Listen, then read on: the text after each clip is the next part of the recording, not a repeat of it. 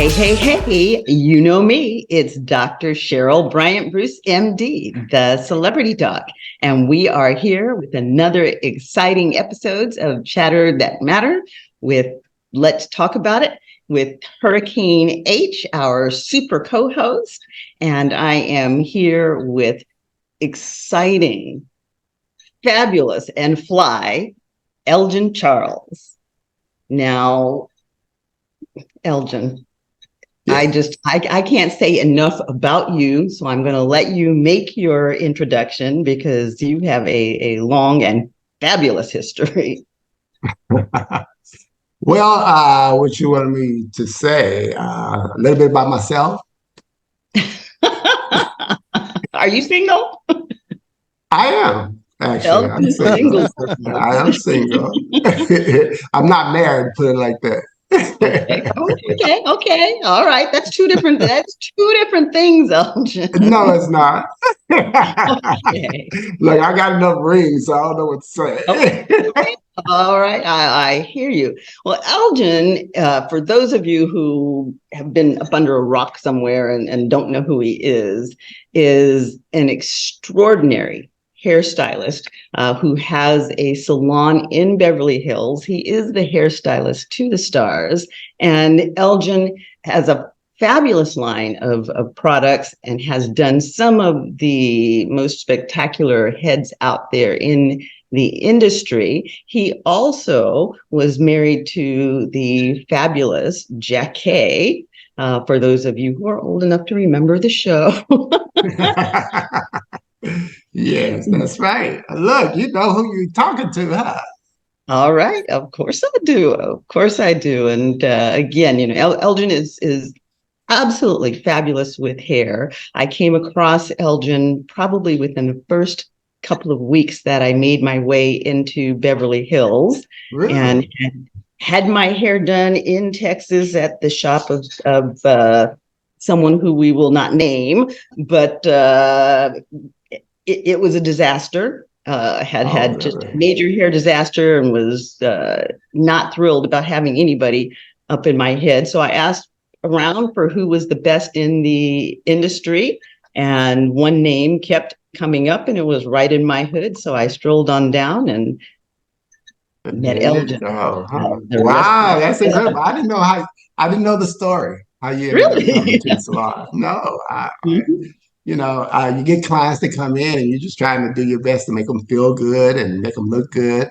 And sometimes you're so busy, you don't get the back end story. But it's good to know that. And that was like how many years ago? It was a long time ago. Yeah. I've been in Beverly Hills since 1996. You know, actually, that was in probably 2006 when I came. I was over in NoHo for about 6 months. So yeah, that was 2006 transitioning into 2007 when I came by the shop. And I will tell you the honest to God's truth.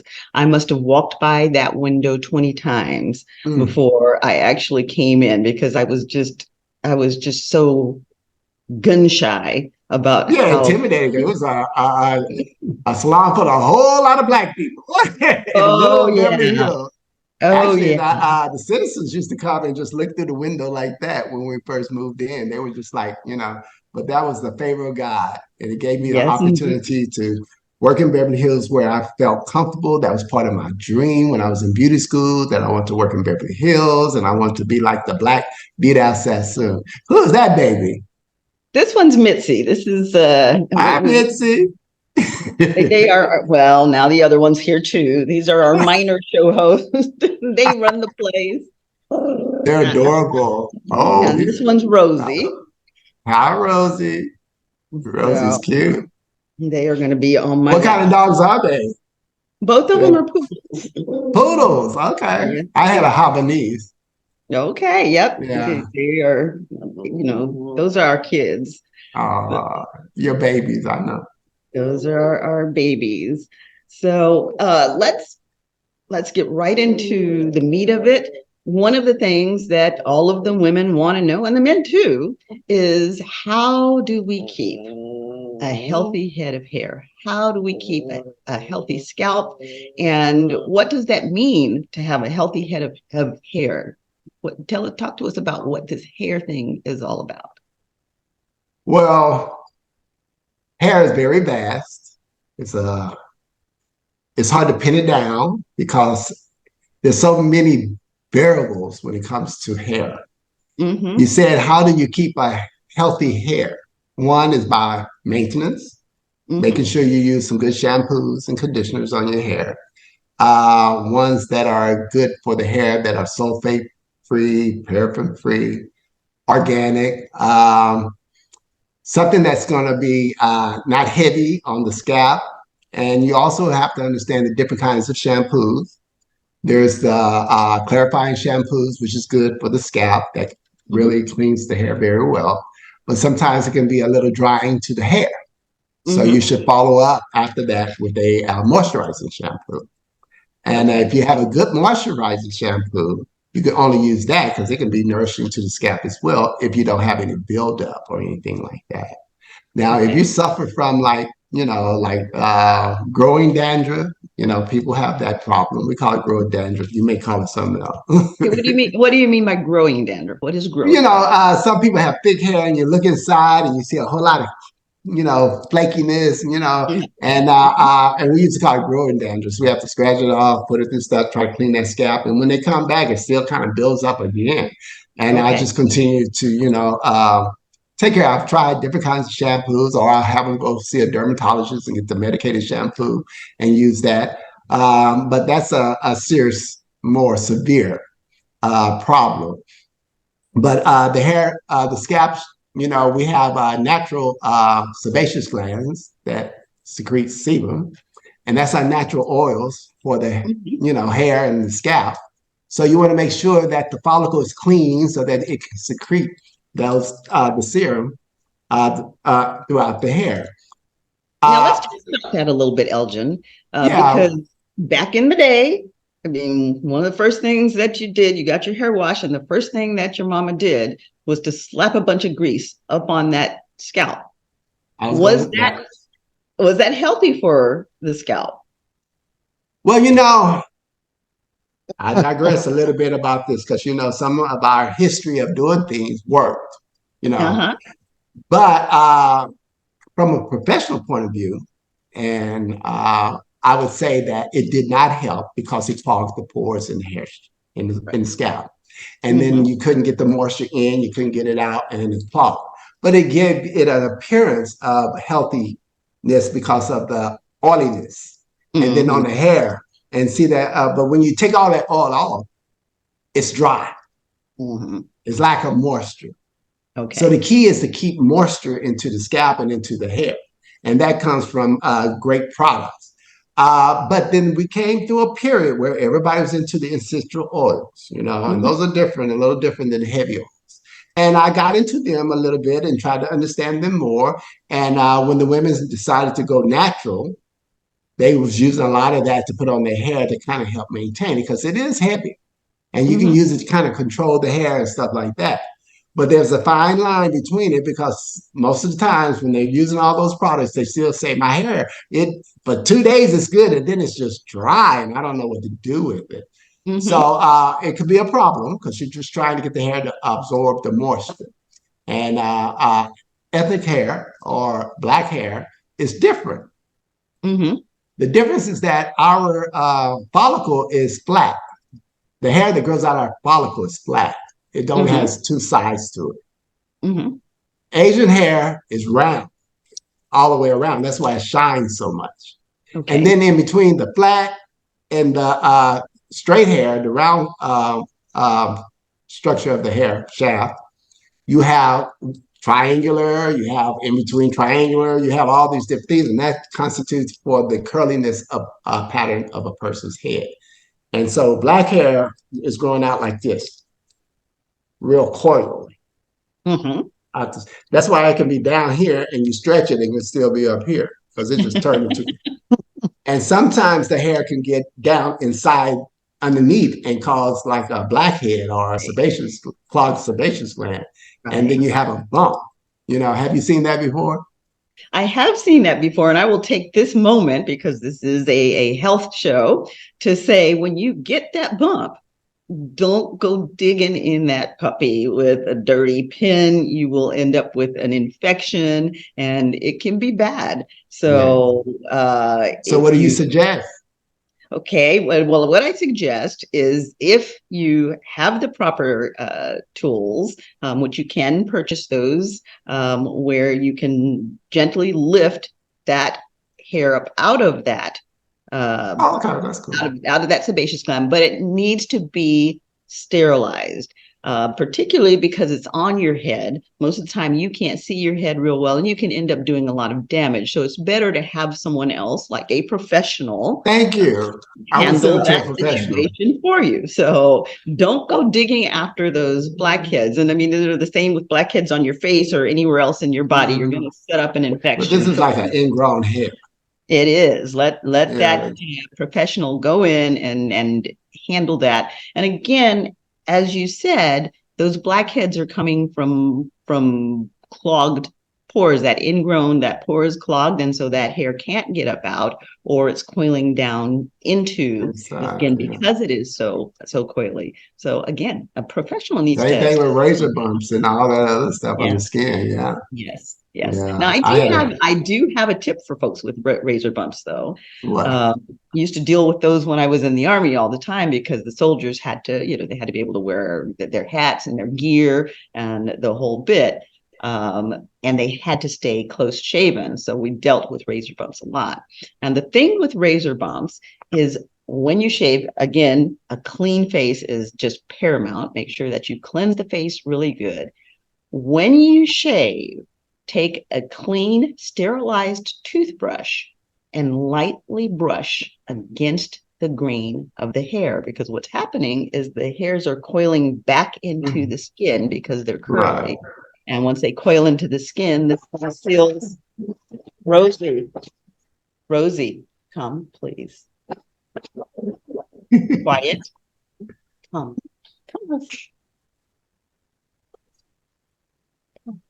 Good girl. She's a good girl. Okay. She's protecting the house because we live at the end of the hall. And so everybody that goes out, it actually sounds like they're coming into our apartment. Oh, okay. She's like, I've got to protect against the intruders. So anyway, I was saying that you take that toothbrush and you lightly brush that hair up out of the skin, and continue to do that for a day or so, because that will have a tendency to kind of want to curl back in. But each time that you do that shave, make sure that you brush it out so that it's when it does curl, it's above the skin and doesn't break back in, and that will help to. That's a good tip. Yeah, I like that. Yeah. Mm-hmm. Well, that's good.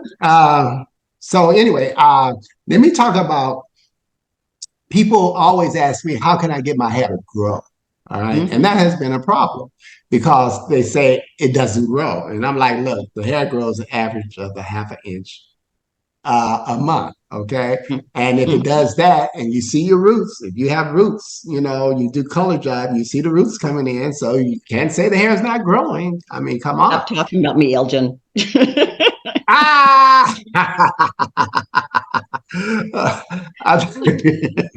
I'm not talking about you, but you got a little roots there, but it's okay. It works for you, girl. It's called wisdom. But the problem is that the hair is chipping away at the ends, and you cut it, and then it still has a tendency to do that because it can be dry. So and relaxers are damaging to the hair. The Jerry curl, the cold wave are damaging to the hair because it breaks bonds, and you have to put a lot of stuff to try to keep it together. And over the long run, you kind of like end up with a problem. So, and that happened to me. Why are the relaxers damaging to the hair? How do they damage the hair? Because it goes in. It's like it's eating away the hair, but it does go in and break down the bonds in the hair shaft. But it's also, eating away the hair. And sometimes if you have like a porous spot in the hair, it can eat too much and kind of cause breakage, or it can eat away at the hair. But they put a lot of emollients in them and stuff like that. And you're supposed to only do the regrowth as you do it. And you can maintain it, especially if you're setting the hair and stuff like that. And also not so much heat. And we're into a lot of heat these days. Mm-hmm. So a lot of times you're thinking you're not doing any harm, but you are when you're curling that hair. And then, it looks pretty, but as you comb through it, it's kind of chipping away because it's heat damage. And relaxers is damaging too. It raises the pH on the hair. When it comes out, it's like what? What is a perm? It's like what? 16s? It's high. It's high. It's up there on the pH. It's very, So, and then the different strengths is sodium hydroxide. It's lye. On good hair, they took some real lye and stuck it in a can of Coke in there and ate through the can. But that's severe lye. They don't do that with relaxers. They tame it down and they put a lot of emollients and make it healthier for your hair. And we've been using them for years. I love them. I still love them today. But I've gotten a little, every time I do a relaxer to myself, I would pretty much have a little anxiety because one, you want to make sure you don't scratch your scalp. You want to make sure you put some oil on it. You don't want no burn, and then you don't want to overlap too much and different things like that. And it could be a problem. And so it was always stressful. And so what happened to me is that I've been praying on an alternative for years. And I was like, I thought about this old product back in the day called Vigorol. It's like a solution you put on the hair, you press it out, and it'll make it straight. But if someone right with it, it went off the market. So then I heard about this product called Keratin Botox. Have you heard about Keratin Botox for the hair? Not until you told me about it. So give us the skinny. You mean you haven't heard about Keratin Botox? You are getting ready to inform us, educate us, and definitely you will entertain us. I will entertain you. They call it edutain. Edutain on the fly here, because I do because we've spoken. I do know a little bit about this.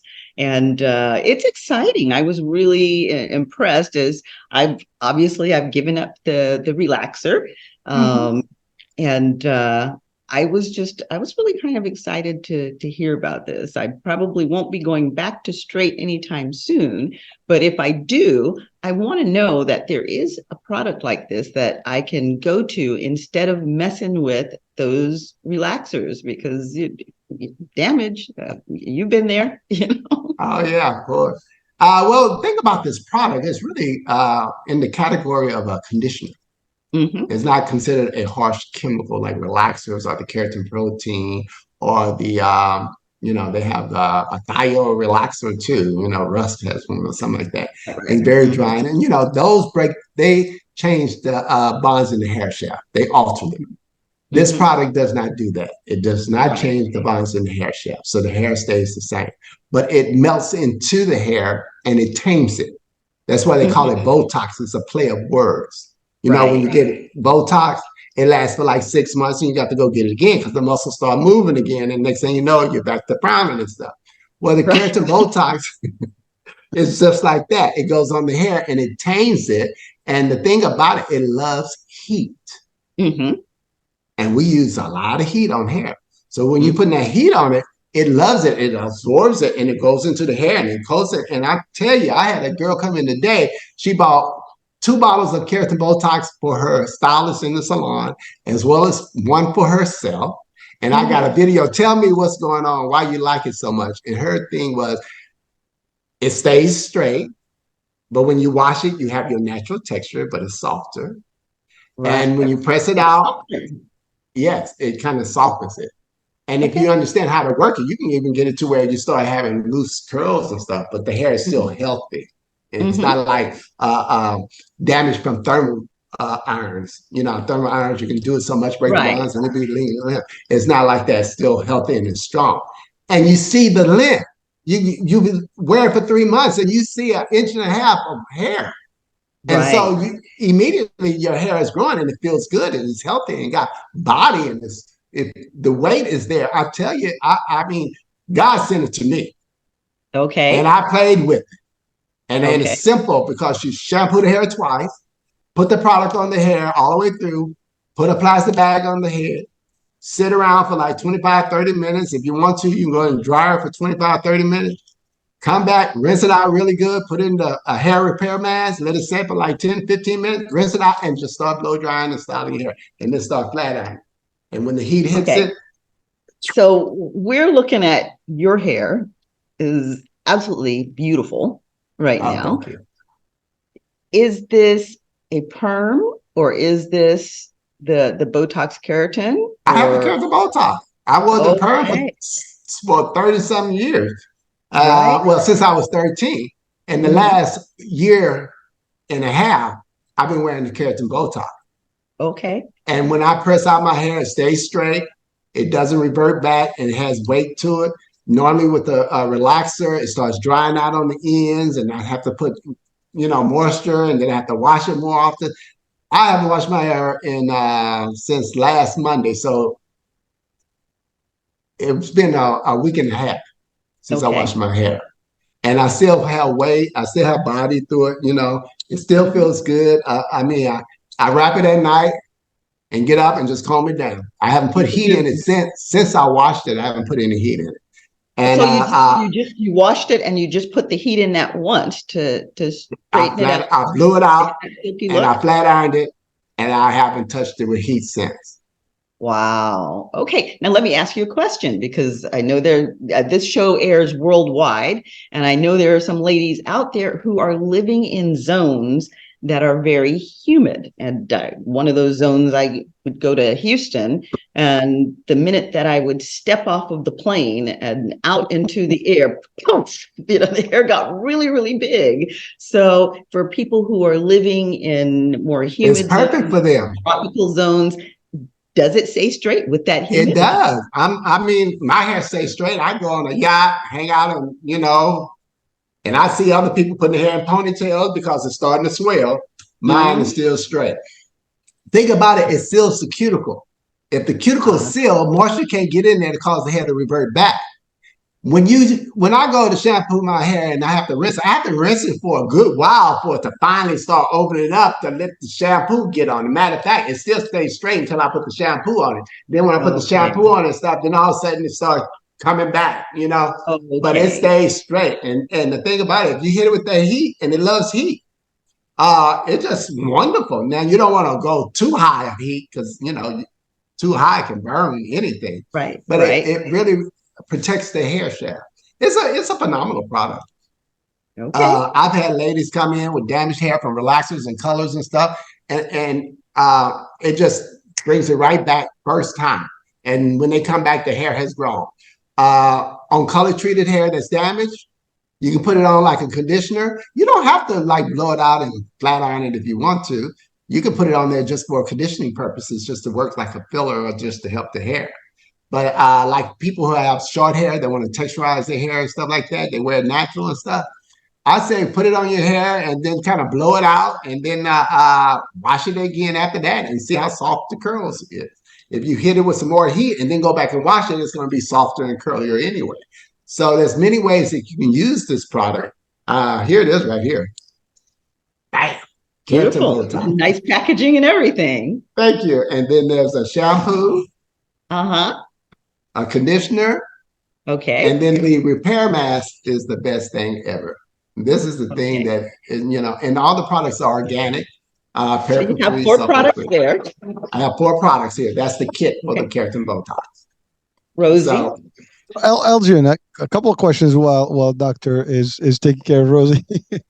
So that's your brand, or it's my brand. It's okay, great. So thank you for that. ELGIN CHARLES, Beverly Hills. All right. Well, it's funny because I'm listening to you and Doctor's asking this question. I just came from Dubai. We were actually at the Middle East Expo, like the Beauty Expo, and they had a whole section which was all about hair beauty, and there were artists from all over the world that were doing demos and things, and they did all kind of work there. That was awesome.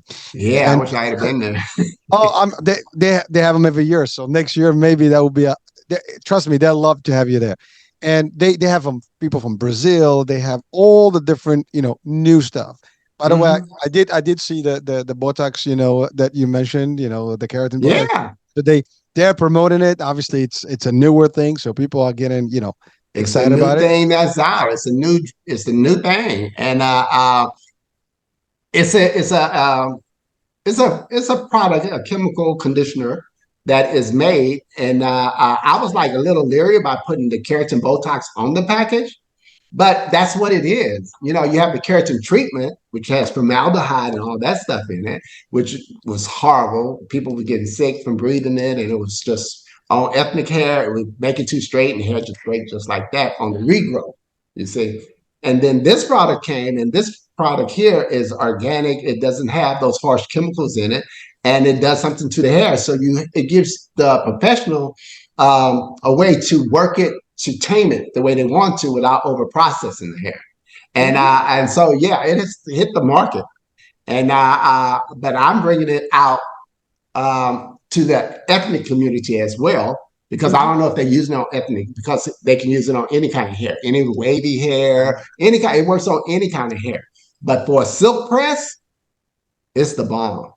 And I don't know any other companies out here in America that is promoting that line or came out with that line, but I'm sure they're going to catch on. But I caught on, it came to me, and I'm selling it like crazy to people because it is really a great product and it works. I tell you, it sold me. And I got it on my head. So, you know, I got to be comfortable to put it on my head because I don't want to, you know, I'm holding on to mine. You know what I mean? I'm holding on to a beautiful full head of hair. How does that happen? Because, you know, you're not an old guy, but you're not a spring chicken either. But I mean, not a spring chicken. Yeah, I mean, you're not a 20-year-old, and you have got a head a lot of 20-year-olds would be jealous of. So how does that jealous? Okay. Jealous. I think I got short hair. Yeah. Yeah, you keep it short. I bet you when you were young, it was beautiful, huh? Oh, it was. I had a curly. I'm from North Africa, so it's pretty curly as it gets. Yeah. Okay. My son is all curled up, so. Yeah, my son got beautiful head of hair too. You know, hey, you just have to watch them till they get about 26. And then you know if they're going to start losing their hair or not. Around 26, 27, that's when a man start having problems, if you're going to have problems with it. But I would say that while you're young, use the proper shampoos and conditioner. Don't wear a whole lot of hats on your head. You know, shampoo it. A lot of time men want to take the soap and just put it on their head and body and the whole bit. Like, you know, you can't do that. I think I was fortunate because I started relaxing my hair young, and I had this thing for hair since I was born with this passion for hair. So I was always using stuff on my hair, shampooing it, conditioning, and I came from the day of Superfly. So we had rollers in our hair. We had my daddy come in the room like, oh my God. He didn't know what to do with me. But anyway, the keratin Botox is a must. And all these women out there are doing these silk presses and everything. The thing about it is that you can still silk press your hair, but then wash it and wear it natural too. Okay. And so you have the best of both worlds. It's different though, because the roots can come back on you, you know what I mean, faster, because this part gets more of the keratin Botox. The regrowth is fresh. So when it grows out, that regrowth may try to revert back some, and then the root. Okay. So you may have a little cushion, but the rest of it is straight. I'm just trying to, you know, give you all the pros and cons to it. But I love it. People are coming to me to buy it. And my formulation, I don't know about the other ones, is the bomb. This thing here, they hooked me up. Okay. Doctor, Go ahead, Hurricane. No, before I just one thing. You mentioned something about you washed, you know, about a week and a half. I'm curious because some people wash 3 times a day, once a day. I mean, is that frequency really bad for us? Because, you know, it sounds like you don't have to do it that often to keep your hair really healthy. Are we damaging our hair really by frequent, you know, washes?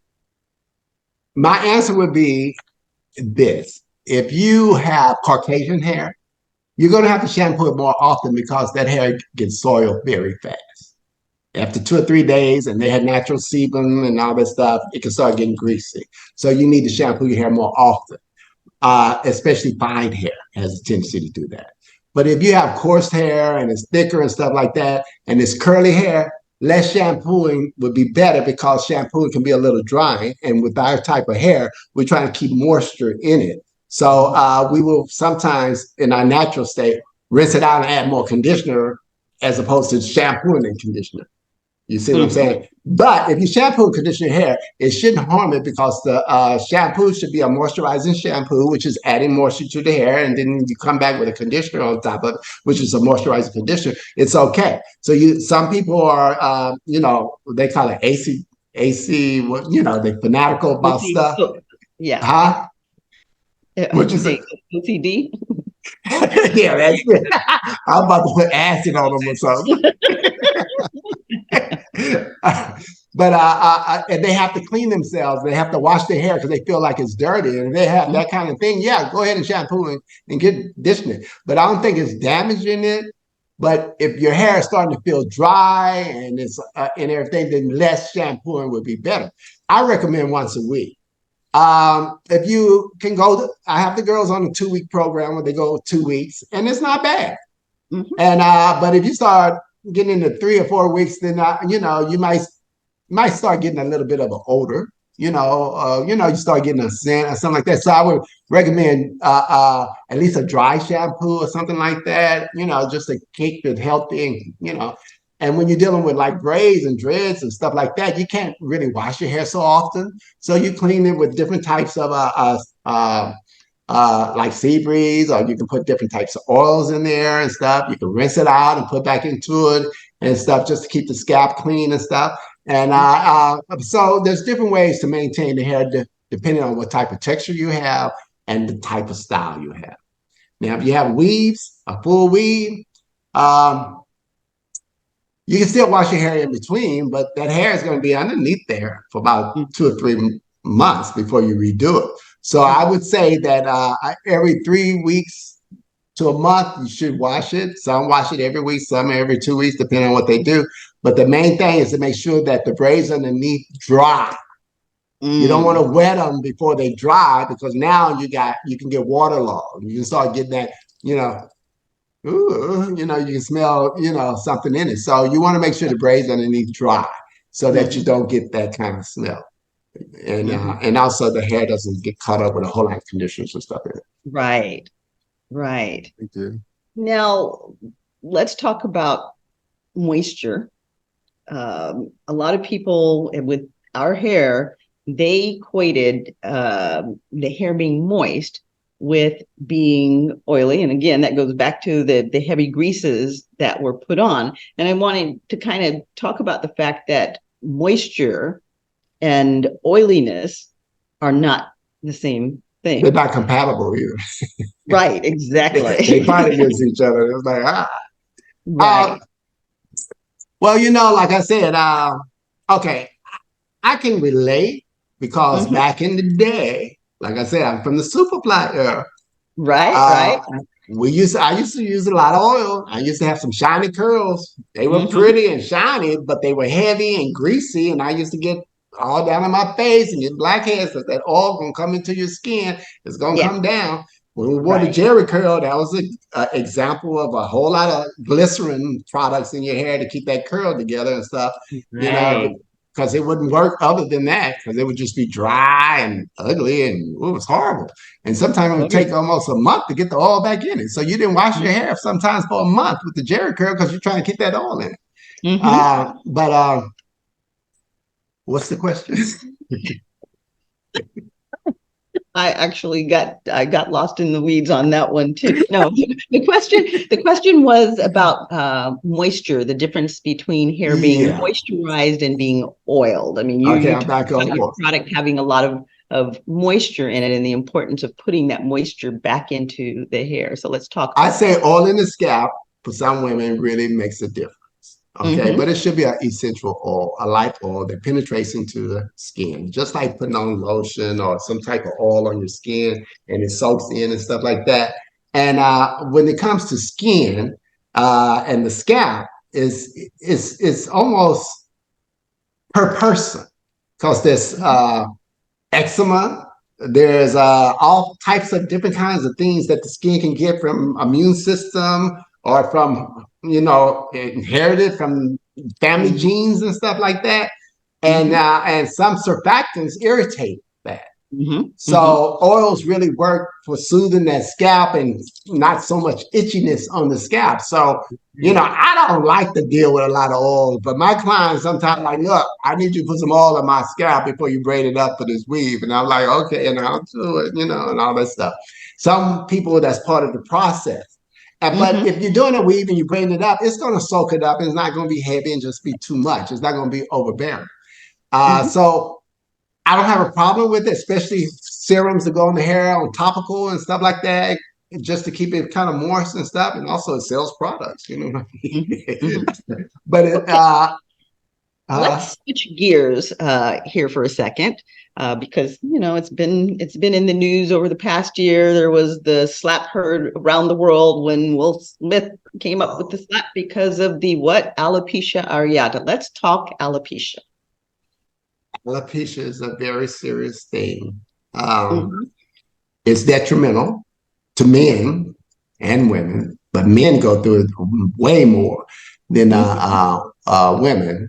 But there are a lot of women who have gotten it from, weaves and stuff. They call it traction alopecia, where you braid the hair so much and so tight, because back in the day, the tighter, the better it lasts, the longer. And then we used to take it and sew them together at the top, trying to get a closure and that tightness. And some people are not tender-headed, so they like, well, it don't hurt.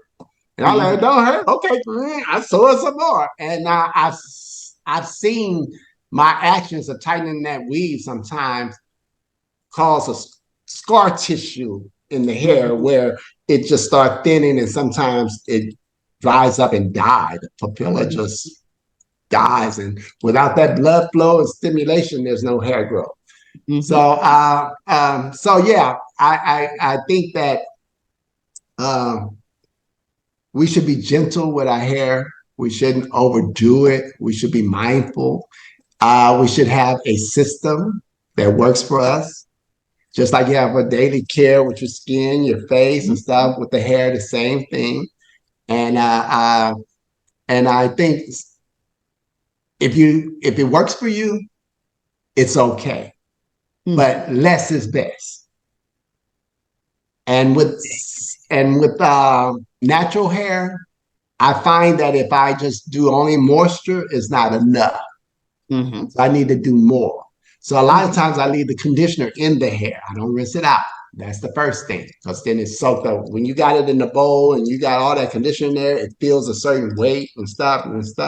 It feels good. So as long as you don't have a whole lot on the scalp and the hair is doing good, just leave it in there. And that's working. That's like your leave-in conditioner. Then you can come back on top of that and put some serums in it, some kind of oil in it and stuff like that, because the oil will soak up with that. And then you can start twisting it and stuff. And that when you bring out your braids and stuff, you have a nice curl pattern that's not dry and frizzy, So moisture and putting the oil on top of it, mainly when it's dry, it works, because when it's wet, it kind of fights itself. But if you put them under a dryer and you set it with some oil and some setting lotion, then you can get a soft set. Because if you don't put any oil on natural hair, it's going to be hard and dry. And then the next day going to be even worse. So oils is important, especially for that. And also short wraps. Sometimes you want to put some moisture or some kind of oil-based product on there to keep it soft and keep the edges down and stuff like that. So these are all topical. They're not just going on the scalp, and they're serums and they're lighter, like oil sheens and serums, edge control, stuff like that, have a little oil in it. Those I like and I'm all right with. And then the nice thing, all in your scalp, if you're getting a weave or if you have a braids or stuff like that, that's cool too. But you don't want to do that if you're wearing your natural hair, because it's going to be too heavy and you're going to have a greasy mess on top of your head. And I want to kick in for all of the sisters out there who are wearing the locks. That is the one exception on the leave-in conditioners. You definitely want to put a nice oil on the hair, but the leave-in conditioners actually enter into the lock. And once they get into that lock, anything that lock absorbs, it literally locks in. So if you put a lot of leave-in conditioner in, it starts to build up inside of the lock, and then you're going to get drying and breakage. So that is the one caveat on natural hair, is that if you are locked, you don't want to leave the conditioner in, but you definitely want to make sure that you get those oils protecting those locks, because otherwise, aside from just looking ashy, the lock also will get dry, and a damaged lock is going to break. Well, it starts off looking dry. You're trying to make it look shiny and beautiful by, doing that stuff and put the oil and stuff like that. So you have to find, it's all good in the neighborhood. You have to work it all together. Because I have products I had a product called Posh Stress. Posh meaning luxurious, stress meaning, hair, Posh Stress. And it was like they were able to put a water-based oil product. That was hard. They wouldn't make it anymore. They said it was too difficult to make. Yeah, I was going to say, now, how did that work? It was like almost looked like it was a white creamy substance, and when you put it on, it's like kind of moisturized, but yet you put it in hair, and it just the oil comes through it, and people come and wanted it a lot. But I had a problem with it passing inspection, because that kind of thing was a problem with I guess it was like a breeding ground for bacteria. Trying to mix the two. So one batch they had to discard it and then make another one to pass and stuff like that. It was a very difficult product to make. But the clients loved it. They loved it. And sometimes when you sit on the shelves too long, you can see some of the water come up on top of it. This is like years of sitting on the shelf. So, here's a management question for products, that just kind of raised in my head. Is it better for our hair care products, oils aside, but like our conditioner and our shampoo, is it better to keep those in the refrigerator? You got me. It's just a thought that kind of came to my mind. It'd be too cold. You'll be like trying to shake it out of the bottle. I'm not, no, girl. If it's organic, like really organic, like homeopathic ways. Remember, it got big too, where everybody was taking, some celery and some, and they mixing it together and all that stuff with oil and put it on the head. That I would put in the refrigerator because it can spoil. But regular conditioner and stuff like that, they don't spoil because they have, they make them certain kind of ways. So they don't have that problem. Yeah. That's a good question. All right. Yeah. It just kind of popped in there as you were talking about the bacteria in the product. I was like, well, putting in the refrigerator would keep the bacteria down. So I wonder if I should be putting my shampoo and conditioner in the refrigerator. You know what?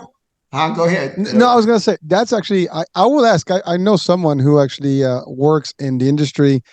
They manufacture, products, for hair stuff. And they're in the chemical work, like they do the chemistry of all these things and the formulation. I'm going to ask, because that's a great question about whether, if you put it in, I mean, maybe someone tried it. I don't know. That's a good question. You can if you want to, but like if it's organic and doesn't have any, made like professional for the shelf and stuff like that, you just put in natural ingredients there and you mix them together to put on your head, like a conditioning treatment.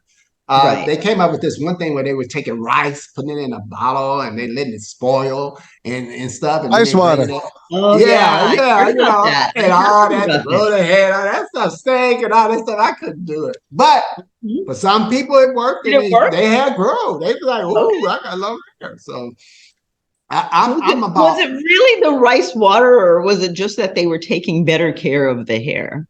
No, it's per minute. Did something to the hair, Okay. I mean, you wouldn't go through all of that for no reason, but it's amazing with hair. And I've seen over the years, people come out with different kinds of things to cause hair to grow.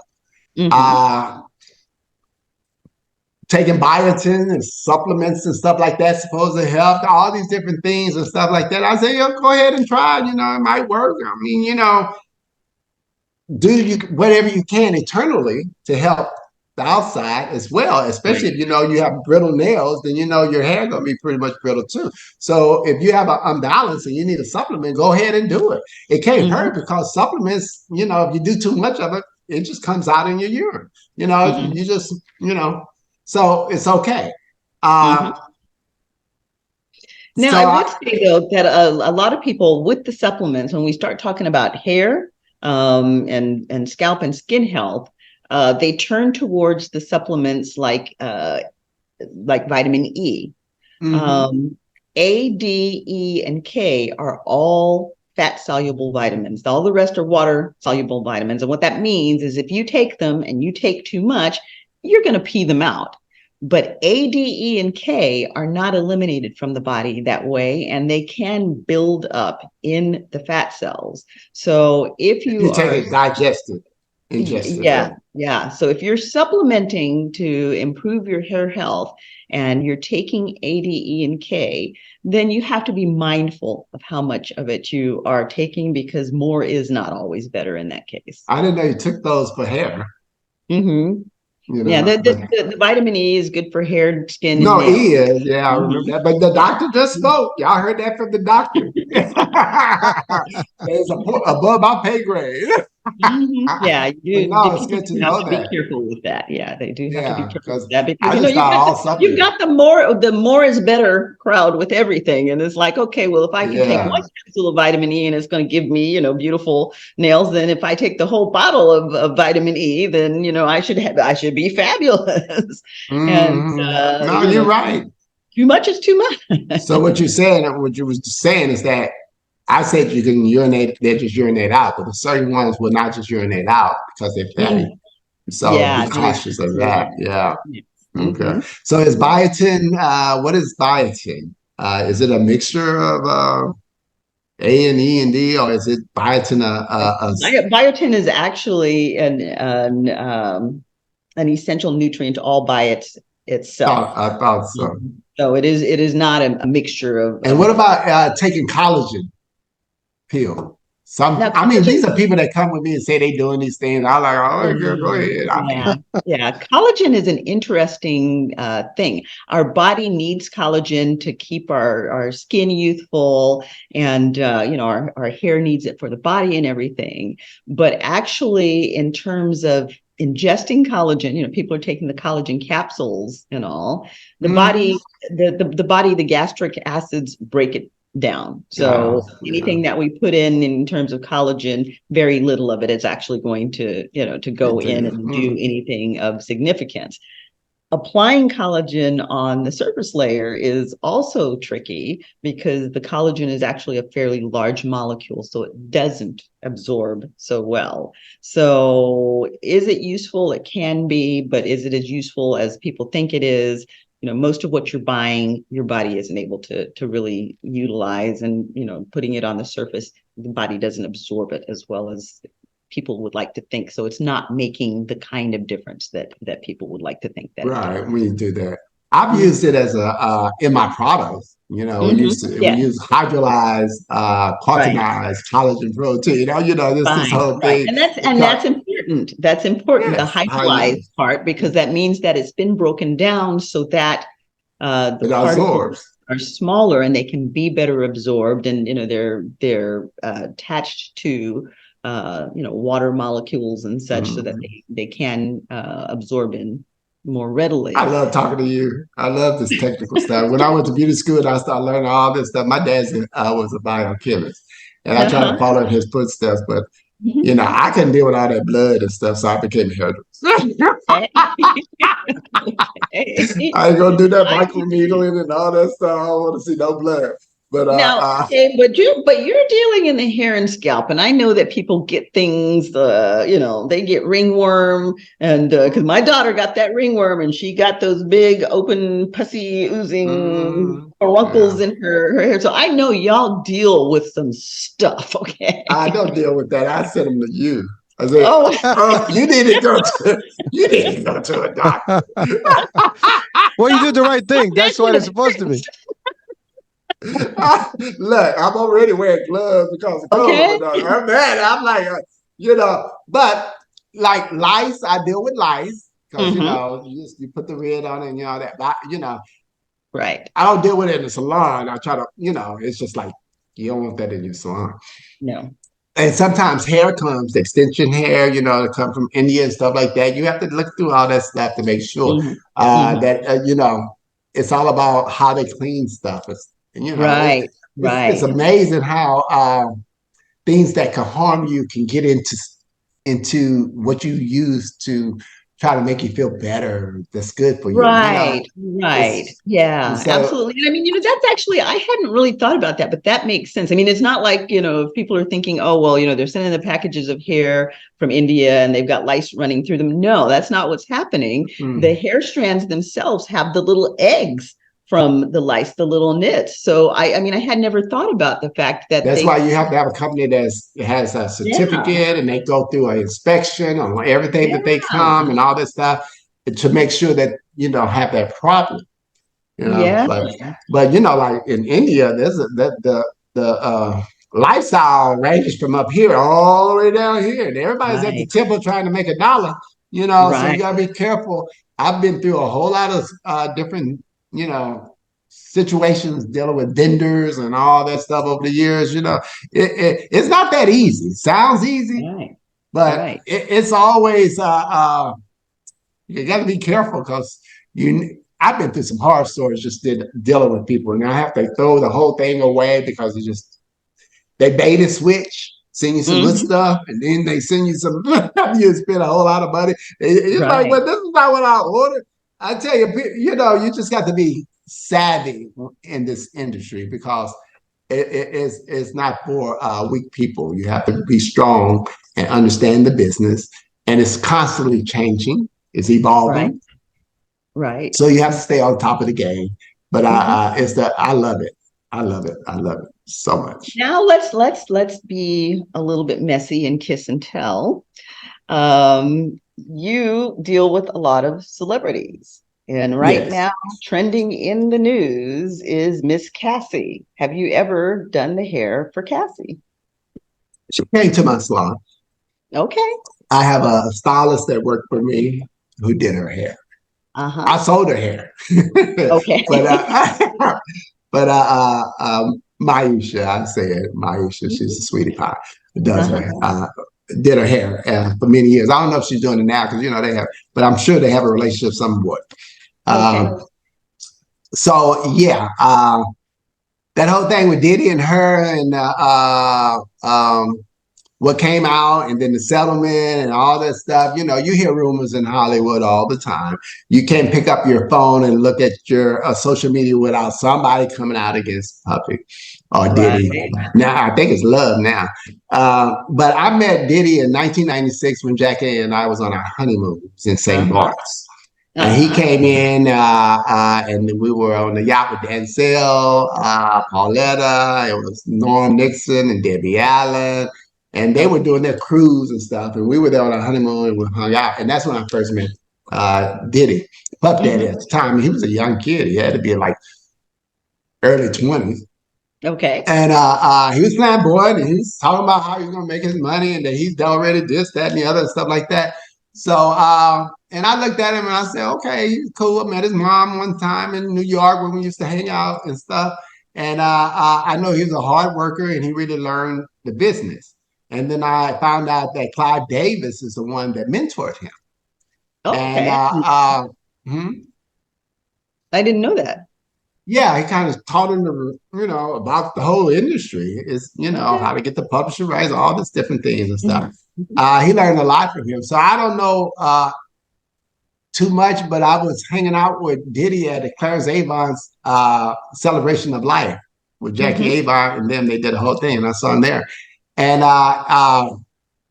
he was very clear-eyed, very sober, and he was all about the Lord. He was talking, so he's been working on his inner self. That's what I got from it, that he's been working on himself. Maybe everything that he did when he was young and everything, he's growing, he's changing, and he's trying to, do right because he wants to live. And I know he loves God, but sometimes when you're young and you're hungry and stuff, you can be a little, hard because it's a hard world we live in.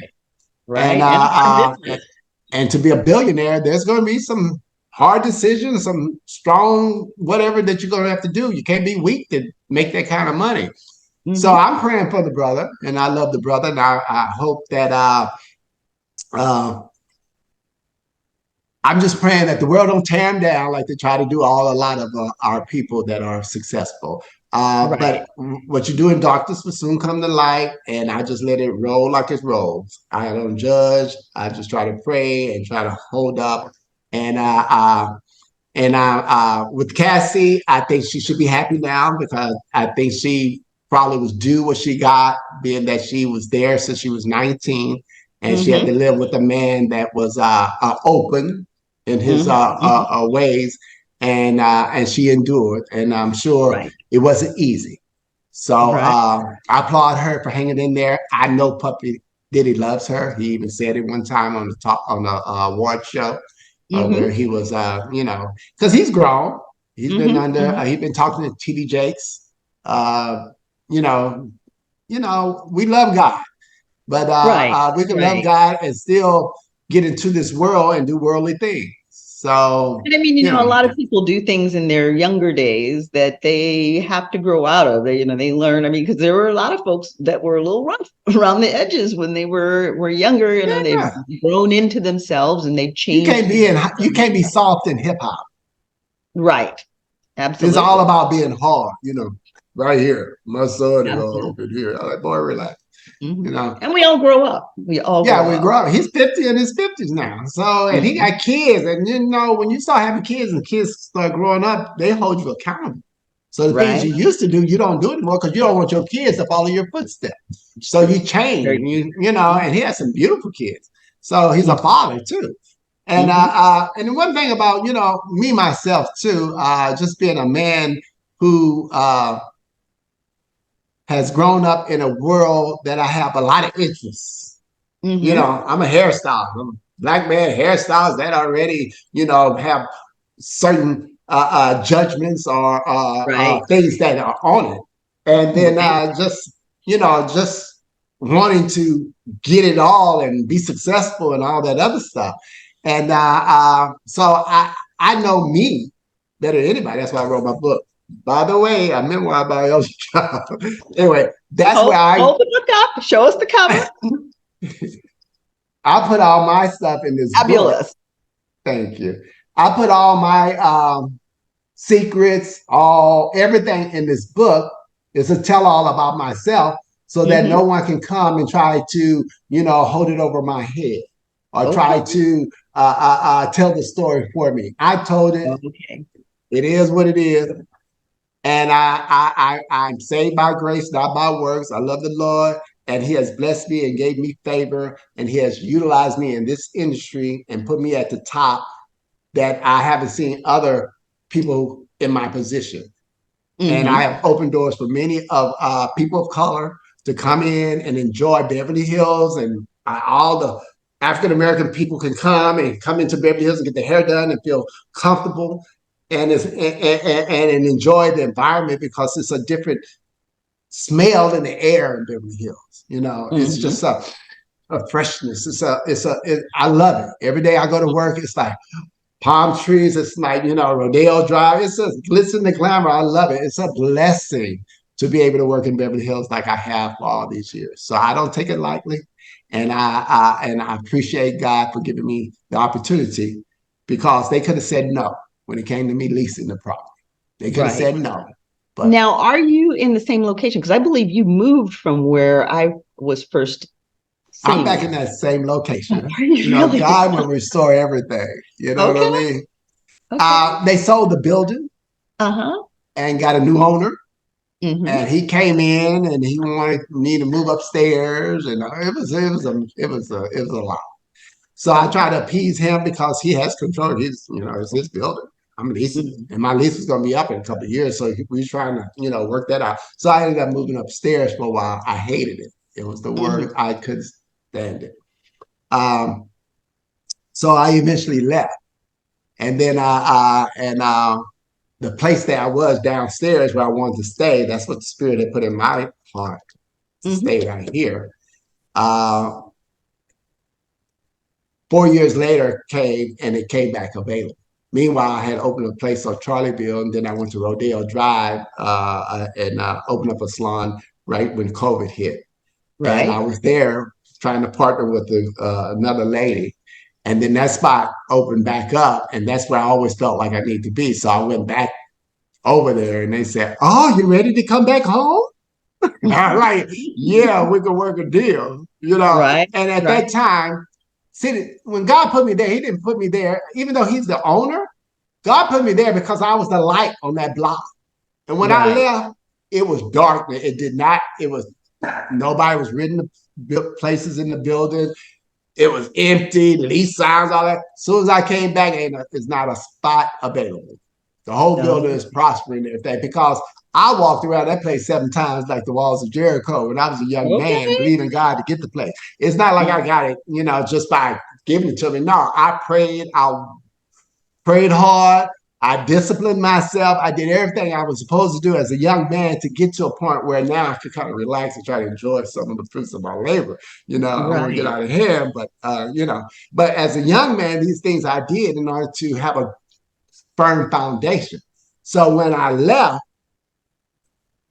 because I had prophets coming to me telling me that God was going to go open up a beauty school. And I'm like, well, part of my vision is that I'm supposed to have a salon and a beauty school. I'm not supposed to give up the salon just for the beauty school. That's the way I'm thinking because we're building.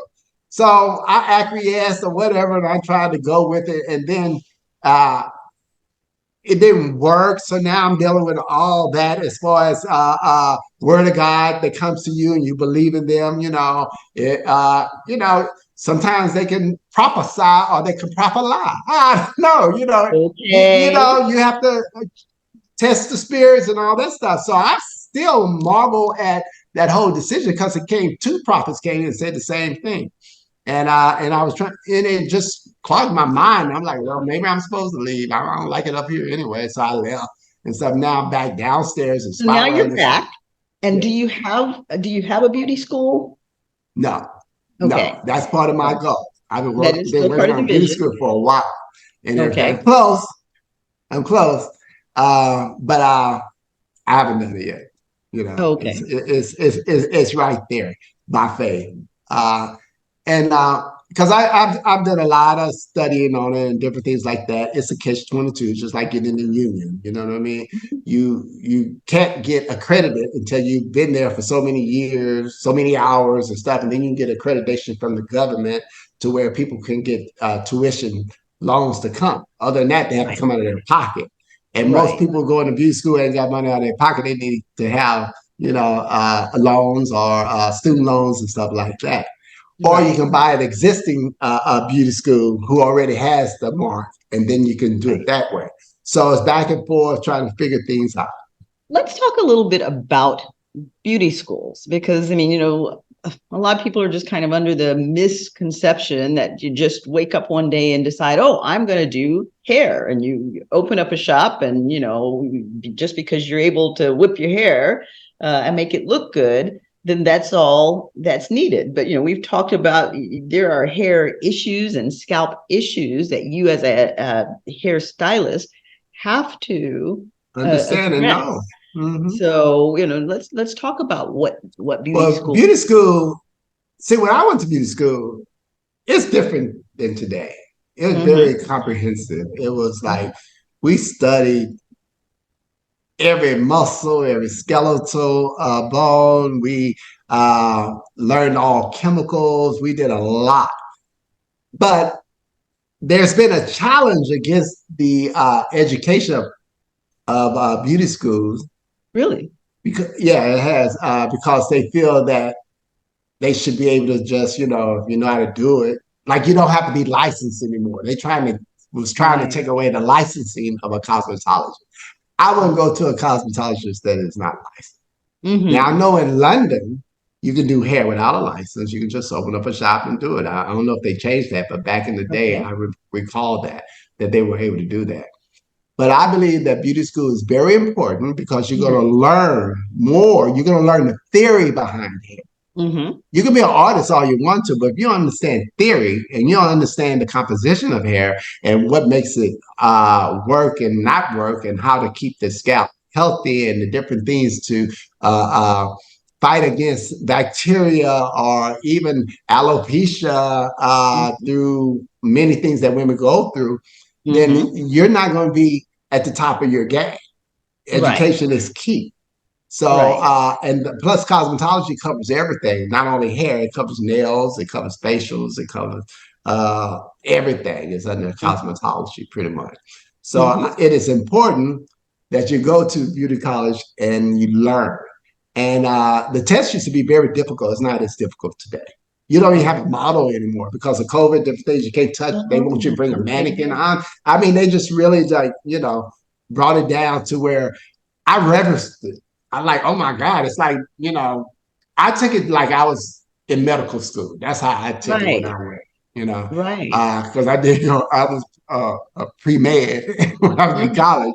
So, you know, so when I got into hair, it was like, wow. So it's so much you can learn, you know, it's so vast.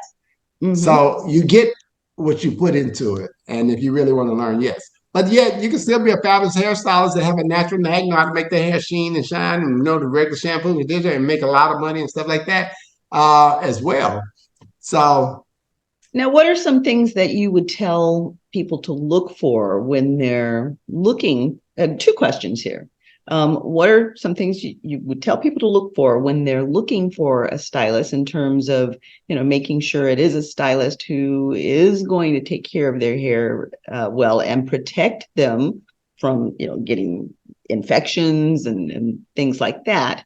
And then the second part of hair. Right. The second part of that is I'm looking at Hurricane over here, and a lot of men don't take care of their hair as well. You know, I'm gonna just what are you saying, Doc? Yeah, no, I mean, his is always well done. And I mean, he's got these kind of cute little curls on the top, and, you know, Hurricane is always looking put together. And that was kind of why I looked at him as like, oh, you know, it's always cute, but you have a lot of good barber. Right. And you have a lot of men who don't really take care of their hair as well. You see men and women, because I know that, because when I used to go in the salon to get mine done, Earth, Wind, and Fire used to roll up in there and used to always, yes, he used to always bump me out. I know that, you know, men do come to the salon. You know, what do you say for men to look for as well? Not, you know, I mean, no, it's very important, man. Men hair care is very important. I mean, these barbers are getting like $250 a haircut. You know, they have built their clientele to that level, which is really good. How long does it take to do a haircut? You do 10 of them at $250, you got a pretty good amount of money every day. So so they become celebrity stylists or celebrity barbers and stuff like that. So but their craft is there, and they're getting the celebrity clientele, they're working hard, and they're so they're making the bucks on it. But they're barbers, and a lot of times they don't understand scissor cutting and different kind of, you know, balancing and stuff like that, especially if they're leaving it long on top.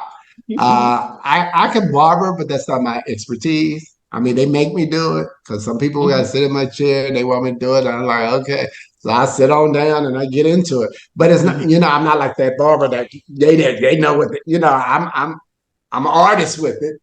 Give me a minute, but I'm going to hook it up and I'm going to bring you on down to it. It's going to be right in the end. But it's going to, you know, it's not what I do every day. But men should understand that there's different things out there that they can get, like minoxidil, and there's also products with finasteride in it, which helps hair growth for men. You know, I was fortunate to be put on finasteride, didn't even know it. But my doctor told me later, you know, I got you on this finasteride or whatever, and you know why they give it to me, right? Right. We don't have to get into that, though. Okay, we'll have to get into it, but I mean, if I don't know. You want to talk about it, then everything goes on this show, so we can talk about it. We've heard of you. But anyway, I digress on that one. But those supplements like that can help hair growth too. Keeping the follicle clean is very important. And I think now the hair transplant is very good. They're doing that. It's working even for African American hair, because a lot of times it wouldn't take because I guess because it curled up so fast, or the follicle the way it is and stuff. But just just take care of it. It's like a garden, it's like a lawn. And if you get some spots where you're having some problems with it and stuff like that, I would say immediately try to take care of the issue. If it means putting some kind of injections in your head or whatever, go to the doctor, try to figure out a way to retard it, to bring it back and stuff like that. With dermatologists, they give you stuff to help you. Right. And try that. And then if not, there's always hair club for me. Right. I think I'm gonna be soon, seeking those services. Oh look, they got it down now. You wouldn't know. Well, either now I have to go to Turkey. You have to go down for the for the that's the hub right now. Everybody goes to Turkey to get their India, because it's cheaper. It's like $35 to $5,000. You can have it done. Right. I didn't know about India. Medical tourism is hot. Yeah, it's big. But that being said, I mean, that is a real thing. People are going to these different countries to get it done, less expensively. But if you are going to do that, and there's nothing wrong with doing it, if you are going to do it, make sure that you are going somewhere reputable, and certified, and safe, and safe. Because I mean, we all heard about the chickie that went down for the BBL down to Mexico, and ended up in an unsafe situation. And safety is an issue in some of these countries, so you have to make sure you're going somewhere where you're going to be safe. And safe both in terms of your immediate physical safety, but also safe in terms of the service that's being delivered, because people have been, that's why we have shows like Botched, because people have It's true. Well, actually, I've had friends who actually did that in Turkey, and the experience was great. I mean, they're good. Supposedly they know what their craft is. They know what they're doing. And they know, and it's working. You see a lot of people with bandages at the airport. So I know what you did. Like you see a lot of bandages in Beverly Hills. You got to go through the process, right? So doctor, question for you and for Elgin. This is about damage. Well, I would call it like color in the hairs. I mean, I'm a guy that's getting older, and ultimately the white hair comes up. That's one thing that people do, but I think women do that as well. They do. I think they do a lot more than the guys. I'm just being nice, right? So that's one. I'm sure about that. We always assume that the women are doing I didn't say that. More, but I actually they're doing it more, doctor. No, sir. My experience when I'm doing the cosmetic work, I actually have a higher population of men doing the cosmetic work. Listen, in my chair, I got a number of women. well, again, listen, You're fine, okay? So they're coming to see you. Listen, you think men are coloring their hair more than women? Do I think men color their hair more than women? Actually, I think it's probably pretty even Steven now. Because I think they're both vain. They're both vain. Men are just as into it as women. I personally think that men are more vain than women. I mean, I had sons, and judging by my sons compared to my daughter, I think that men can be more vain than women. And I mean, gosh, my electric and water bill go up ridiculously every time my son comes home to visit. Okay. Oh, okay. They do take long showers. Yes, they do. And I'm not even trying to ask what they're doing in those showers. Okay. So,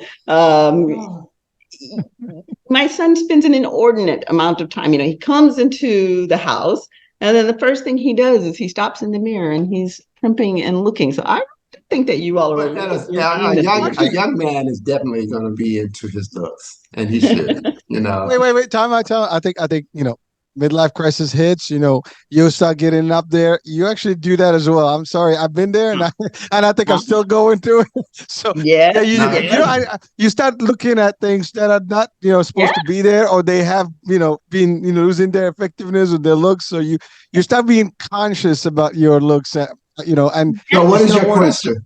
That's true. I mean, the men come into my office, and one of the things is, women worry about losing that beauty, but men worry about losing the appearance of virility and strength.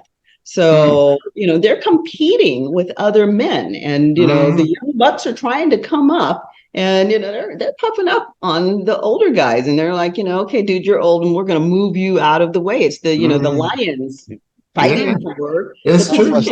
So they come in, they're concerned about, the wrinkling. They want to keep a youthful look. They're concerned about losing that hair. And they ask, they ask me, how do I take care of my hair? How do I not lose my hair? And they ask about the finasteride. We do talk about finasteride. And one of the things that I talk about with them is like, you can get onto these finasteride products, but they also have side effects. And one of those side effects is that your masculinity may not function as effectively. So then don't tell me that. My hair or my that wasn't my question. My question was about like the damage that is done by colors to the hair, especially if you don't have a lot of it. And also bleaching the hair. Because by the way, one thing, Elgin, you're gonna love this. My daughter, she's on her 4th year, she's a senior in high school. She's done 4 years of cosmetology at the high school. It's a program in Jersey. So you talked about the schools and stuff. So I guess some states have that. She loves this stuff. She's got her hair by Nima. That's her thing. She's doing it. She's working. She wants to have her salon. I mean, so I'm listening to you. I mean, I hear you. I mean, she's like, that's all she does. I mean, she wants to have her own thing at home just to have it. So I get it. But the kids, or even older folks, adults, there's this whole thing about coloring the hair more often. And I know, according to what she says, and I've seen it even in her hair, I mean, it damages, coloring is very damaging. Oh, yeah. Yeah, especially bleaching. Especially bleaching. I mean, bleaching is... bleaching is real bad. Yeah. But that's why I got to carry the Botox, bring it right on back, just like that. No. I love it. Well, you know what? That's exactly what the question is about. What are our measures against it? Like, can we look good without having to have the damaging effects?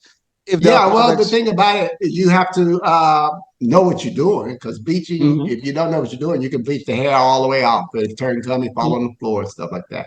So you have to know what you're doing, and then you have to add more protein back to it and try to rebuild it back up. Most people that wear bleached out hair is short, because it's hard to have long bleached out hair because it chips away and all kinds of stuff. Or they have extensions in their hair or something like that to kind of make it look long. But if you have thick hair and you are a natural blonde, dark blonde, then the bleach takes better and comes up, and you'll have to cancel out all that red. But if your hair is real dark and you try to go real light, most times it's just going to break right on off as time goes on.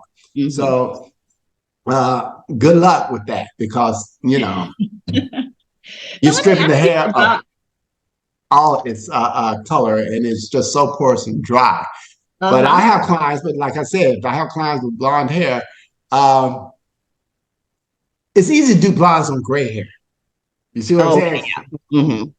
So usually when they start having a lot of gray, they start going blonde. They go lighter because you don't see the gray as much. It's easier. But if you're dark, the roots come in so much, and you have that dark and then that colored hair. Me, I'm allergic to color. I have to wear gloves. It breaks me out.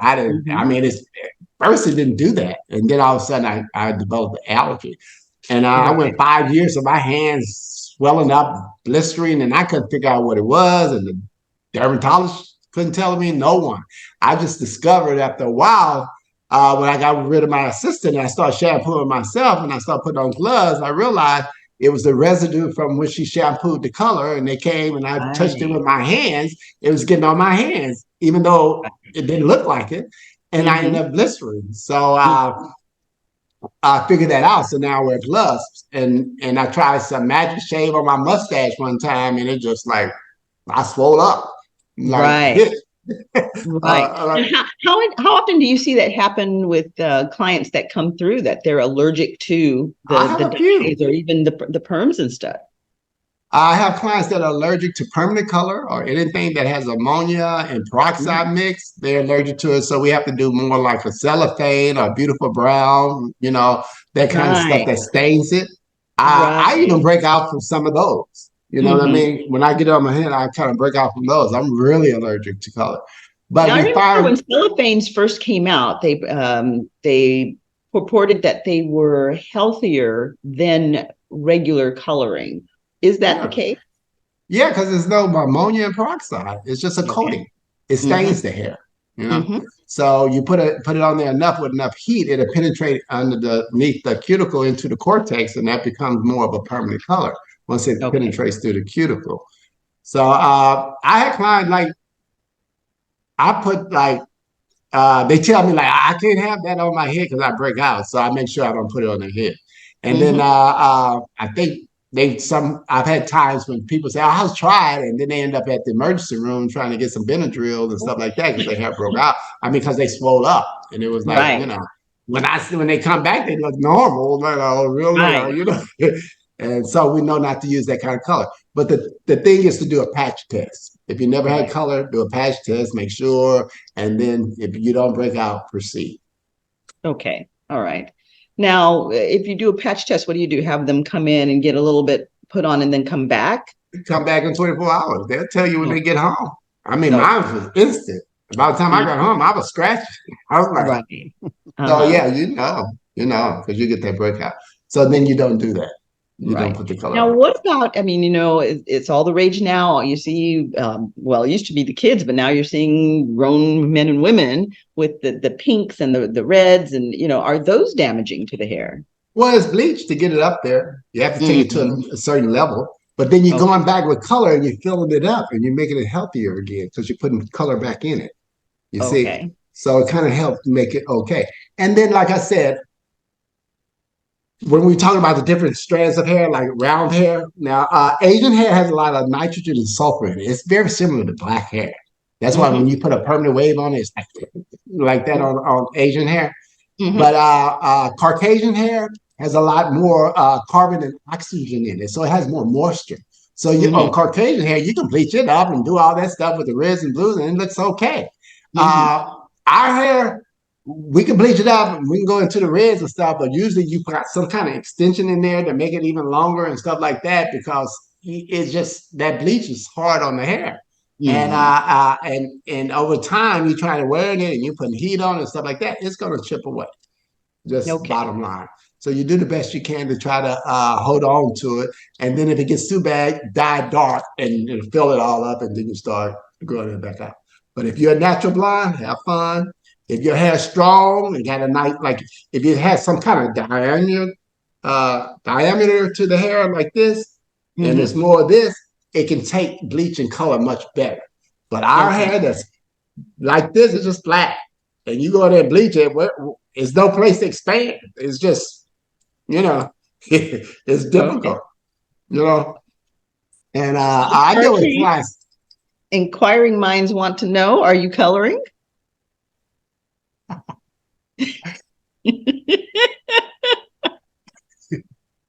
Are you going to answer that question, or are you just going to smile at us? Talking about me? Well, I don't know. I mean, my wife is actually literally, she wants to do it. She's like, I need, you know, it's funny. She makes fun of me all the time. Like my eyebrows, like half of them are white. So in the light, you can see half and you can't see the other one. She's like, I'm going to, get this done for you. I'm like, girl, I'm not into it. Like you talk about men, being vain. I'm, one of those that least vain. I mean, I like to look good, but like some things I'm like, it's natural. But I have to say, having a nice full set hair, bro, I told you, I'm not jealous, but I envy you, man. God bless. I think there's a difference there. I mean, Uh-huh. but really, I like the haircut I've had. I've had it for years. This is just my look, but slowly but surely, I have a set of pictures. And I'm looking at them, and the hair is just getting less and less over time. And now it's getting to a point. My daughter makes fun of me. And here's the thing: this haircut's been going up and up and up to match up with that little bald spot in the back. So now it's like I'm getting to the point where I have to do something. One is the color, the other one is probably fill in some blanks. Going to a doctor, a doctor did say there's some serum that you can put in, because I still have enough to work it. Yeah, you still have it. It's not all gone. So get it. Might as well start doing it now if you want to keep it.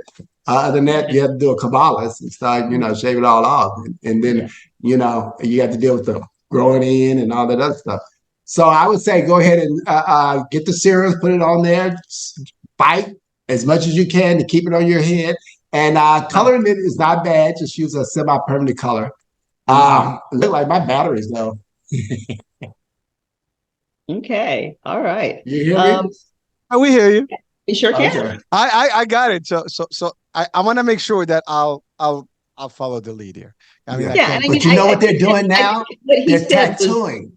They're tattooing the hairlines and stuff, trying to make it look natural and stuff. Oh, I saw that. I saw that. Right. If you I want to do it. I want to do it right. So I want to grow some stuff. I mean, I understand.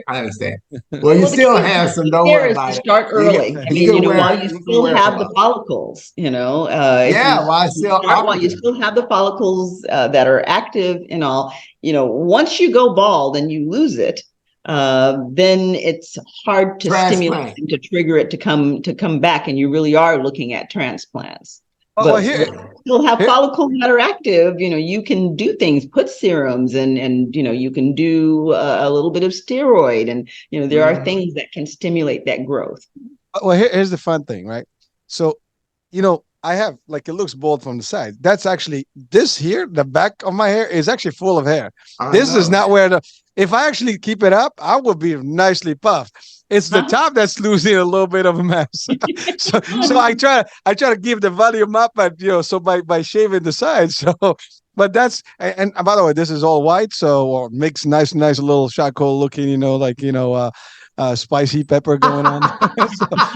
so I put them in flames. It's lit up. So I look at myself like, And by the way, it does take 10 years down. I can guarantee you.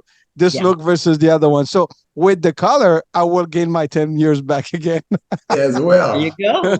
Well, just try to find a color that is not too dark and not too harsh. And you also have to realize the regrowth. Because if you have a lot of white, within a week, you're going to see this white under I don't know what to call it. It will come up quick. This underglow, white underglow. That's just the light, baby. But then that you keep your hair so short, it should be a problem. Just put it on the top and shave the back. And also, you can even try different kind of sprays that cover the hair. And it'll be more temporary. Wash it out every day and you kind of spray it in and stuff like that.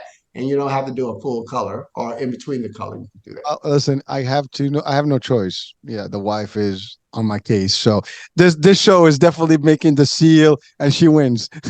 I was talking to Elgin earlier, and I was saying that I actually do have a product that will return color of your hair. It's a stem cell peptide and growth factor product, and it entails microneedling to introduce it to the scalp, but it actually does restore color to the hair, and it actually re-stimulates the growth. So if you have areas, again, you have to have areas where the follicles are still alive and active, but if it's thinning, we can apply the serum and do the microneedling process, and it will actually stimulate the hair to grow back in. I might have few clients for you. Okay. That's good. I got a whole bunch of us, in same age range that are having difficulties now. Talking about midlife crisis, that's the only problem. Like, I can deal with the wrinkles, that's just, it's cool. But the hair thing it messes up a little bit. Yeah. It's hard. It really is. It's a difficult thing. True story. I go to my barber and I tell him, "You're my youth guy. You take 10 years of my life every time. You take me back in time." Like, I walk in with some nice light and then I go in, I go dark. Then he's doing his job. He's doing his job. Now, let's ask you a question about that, because that is a concern, because, the population right now looks like a mushroom. And the cap of that mushroom, the bulk of the population, is an aging population, midlifers and above. Yeah, because we're living longer. We do have all of those concerns and questions about, graying and what's going to make us look older, or, what can we do to look younger. And one of the questions that comes up, particularly amongst women, is, does it take more age off of me if I take my color lighter or if I go darker? What is your opinion on that? Well, the way it is said to us is that the older you go, the lighter you go with your hair, and the shorter you go. Mm-hmm. Me doing extensions and all that stuff, I said, not necessary. It's all the way down to my behind now. Sometimes, if you have your face is still, you can put some dark hair on you and it looks good and make you attractive and stuff like that. Mm-hmm. And then there's ways to put, ombre and different things like that to try to bring color and stuff like that. But you don't have to necessarily go blonde or go lighter and cut your hair off short. That was just something that was out there, and people were like, oh, you're supposed to do that.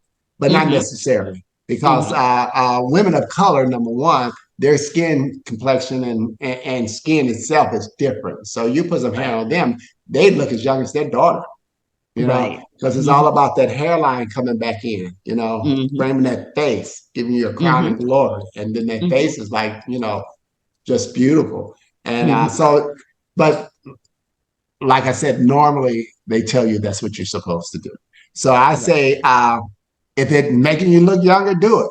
But if you find like you look older and it's not really helping, then, bring the youth back and keep your look.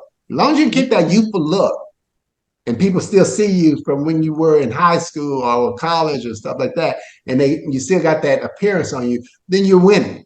But if they come and you look like, whoa, what happened to you? Right. Well, my heroine right now is Martha Stewart. Martha Stewart is 9 gazillion years old. And she's just her and Dolly Parton, they're fabulous. Yes, they're fabulous. Yeah, they are fabulous. And Martha was just on the cover of Sports Illustrated, and folks were throwing rocks and saying, yeah, but she's had work and she's got this and she's got that. I'm like, and she still looks fabulous. Okay. So whatever you need to do to make yourself look and feel fabulous, that's what you need to do. I mean, I'm not mad at you. If you got to get a little nip tuck, if you got to get a little color, whatever you need to do to make yourself look fabulous. You need to stick a little weave up in that hair. Hey, it's yours if you bought it, So whatever you need to do to look fabulous, go for it. Feel good. I agree. I mean, this is the part, talking about health and wellness and glamour and stuff. Beauty is part of us, right? Everybody needs to look, as great as they want. And by the way, I think it's got talking about, this is a health, channel primarily. I think we lost Elgin. I think we lost Elgin. Yeah, we did. For a second. Yeah. Well, so one thing, doctor, is that this is also playing on the mental status, mental state of things and the physical things. Because if you look and I'm not seeing what I used to see, it affects your mind. And that can affect your body. Then you let everything go, and then it just it's downhill from there. That's the way it is. It's not an. Here he is. He's back. while you're gone, we were just talking about the mental, aspect of when we lose, our appearances, right? Because it starts affecting the way you think about yourself, your own, self-image affects your mind. Oh yeah. And then affects your body because now like I'm too old, I'm crappy, I'm not feeling good. Then you start like just dropping the ball and everything, and it gets worse. And we don't want that. Yeah. You can't be still. You gotta keep working. You gotta work out. You gotta keep it going, because if you don't, gravity is no joke. Ooh, it's not a friendly. It's not a friendly. It is not your friend. It is not your friend. It's trying to take you back to the dirt. That's right. That's right. And that really is important, that you stay vital as long as you can. I mean, think about it. We're all working so hard and we just can't wait until we hit retirement. But what happens when we hit retirement? Some people hit retirement and they stay vital and active, and they're busy in the community and they're doing this and they're doing that. And then some people hit retirement and they're like, oh, I'm just going to relax. I'm going to sit on the couch and I'm going to do nothing. And they're dead within 5 years. They've lost that vitality. Everything goes to gravity and then you go to ground. So it is important to stay vital and to take care of yourself as best you can. And if you want to maintain the appearance of healthy longevity, it's a process. You have to work at it. You have to, pay your dues. You have to go in and get that hair whipped on a regular basis if it's going to stay in your head and looking good. And, as we age, that's a time when we may need to invest a little more into going to see the ELGIN Charleses of the world, because we can't necessarily take care of it in the same way that we did in our more youthful days. And I mean, you talked about the moisture. That's the time when we may need to invest a little bit more money into a fine product like yours that has more moisture in it to keep that hair from drying out, because, hair and everything else dries out as you age. So you've got to put that moisture back in. So, again, tell us again about the products. And the products are wonderful. It's a shampoo, conditioner, and a repair mask, as well as the keratin Botox, which is the miracle product that I love so much. And it really works with your pH in your body, and it really helps stimulate hair growth. And it moisturizes scalp, so you don't get a lot of dandruff and stuff like that. And it's just a well-rounded product that is really well made. Manufacturing of the product where you have it done is very important too. So you want to find a good company, and my company is really outstanding. Back to one of the things we were talking about as far as aging, I find out that diet is very important as well, and everything through moderation. And like when you're getting older, you have to make sure you take care of all of the categories. One is eating right, grooming yourself, exercise. Don't have to be a lot of exercise, but you have to be, consistent with it. Keep the body moving and stuff. Keep yourself mobile. I've been on my feet for so long, I ended up with a hip replacement. Do you believe that? I've had 2. Oh, a good one. Good, yeah, girl, we're right there. No joke. But, it's like, but thank God for science and stuff like that he can put you back together and get on out there and keep on going. I'm bionic, You took the words out of my mouth. Bionic woman. Right. Yeah, that was a great show. One of my favorite shows right there. I know. But that's the key to making sure your appearance is together and stuff like that. And so there's a lot of, if we're not in Beverly Hills, how do we get your product? Oh, you can go on to ELGINCharles.com and get it. You can go to any of the social media and put in ELGIN Charles, and it'll direct you right to my website. My book you can get at ELGINCharles.com, but also at Barnes & Noble and Amazon. You can get it there as well. And the link to my YouTube is EC Beverly Hills, and all of my social media is just ELGIN Charles. Okay. All right. I'm going to promote the hell out of that thing. Yeah. I said, we're going to promote it. Listen, I love this stuff. I mean, my wife and I, we do have we do the argan oil, the Moroccan oil. So we Moroccan oil, yeah. So we do that. So we're into that. You guys need to connect and promote each other, because you guys both have great products going. So let's support everybody. And it's not here yet, but I have a product coming out, skincare product. Yay! I'm very excited about it. Actually, not only does it make the skin look good, but it actually improves the health of the skin. So good. I love it. I know you're excited about it. We got to talk. Yes, we do. Yes, we do. Yeah, well, I love good skincare products because they're very important. And I have a T-zone areas in here, and a lot of times it's from the products that we use. And we used to use a lot of silicone-based products. We're not doing that so much anymore, but they were real popular. And you're doing the hair, you touch your face and stuff, and I was getting like chapped up in there. So I had to find certain kind of products that wouldn't irritate that zone. And so I'm not gonna say what kind of products I use, because it's not important. We're not doing that, but good products are important. So I would love to check out your products when they come, and it would be great. All right, excellent. So again, you can get the book and you can get the products on the website. The website we'll have the links, we'll have the social media links, everything will be posted with the show, as we always do. And as always, if you have any questions, you're having difficulty reaching Elgin, you want to make an appointment with Elgin and you don't know how to reach him, you can always contact myself and Hurricane, and we're happy to be traffic cops and direct traffic for those who we bring onto the show, because we want to see them grow and thrive. We bring on people that we can definitely support and who are doing great things out there. So. And also, if you need extensions and wigs and all that stuff, I got all that too. It's all on the website. All right. Good deal. This is so much fun. I enjoyed this interview. It was great. Thank you so much for having me on.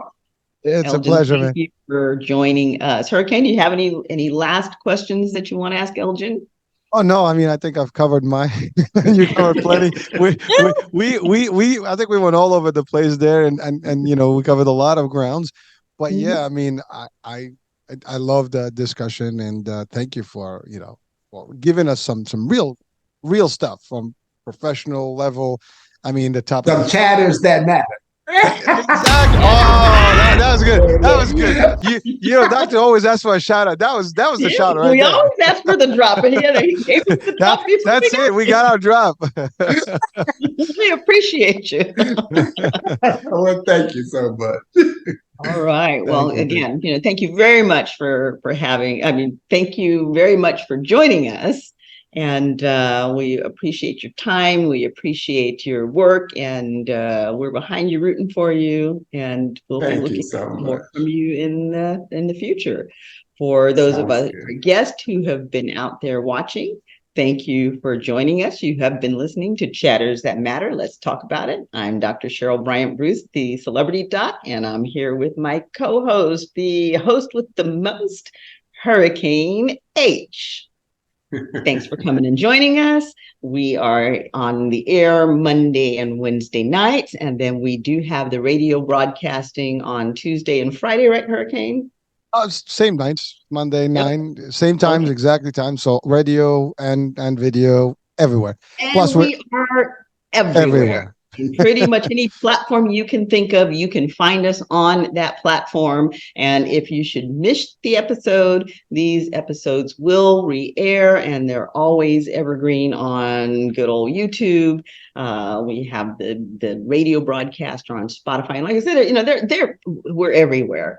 So thanks for joining us. Thanks for sharing this experience with us. If you're enjoying the show, like it, share it. Hit those subscribe buttons on both of our channels, and we'll just keep it coming for you. We love being here for you, and you're what it's all about. We're here to educate, inform, and entertain. Chatters That Matter.